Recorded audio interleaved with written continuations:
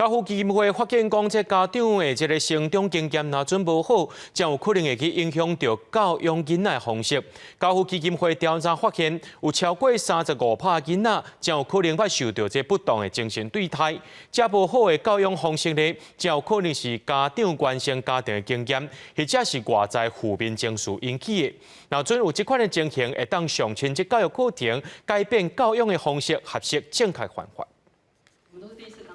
就是以前爸妈怎么对我们，我们就怎么对小孩，所以我也是，就是对小孩就是用吼用骂的。罗罗妈妈本身是单亲妈妈，家己一个人顾囡仔真忝。伊讲过去唔知安怎消透家己的负面情绪，影响到伊教养囡仔的方式。囡仔若做了无好，会甲囡仔骂。一直到参加家父基金会亲子教育课程了后，才学到真侪检视情绪的方法。方案就会告诉我们说，其实我们要去看一下，是不是我们对小孩来说，我们的规定是太过严格了。然后有时候是我们的情绪、外在的情绪带回到家里给小孩。家长情绪管理无妥当，也是家长捌有无好的成长经验，拢可能影响教养囡仔的方式。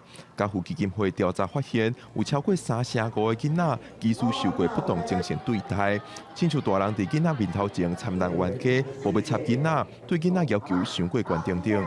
家长会忙之极的，不太去回应，就是有关于孩子的需要的感受性啊，行为上有没有被家长去做回应哈，或者是家长对他的期待哈，其实是难以达成的目标。那其实这对孩子来讲都是一些就是精神不当的对待。如果是经常反应频率的这样的状况底下，其实是对孩子是不好的。家父基金会讲，囡仔互人精神不当对待，甲肢体家庭暴力无同，是较少互人发现。那长期精神不当对待囡仔，可能会出现囡仔郁卒、困无好，甚至是想袂开。家父基金会讲，家长若发觉家己教养囡仔出现困难，无法度控制情绪，会当去上家父的亲子教育课程，会教正面的教养方式，教安怎经营亲子关系等等，改善家囡仔的互动状况。记者郭永成、由台北报道。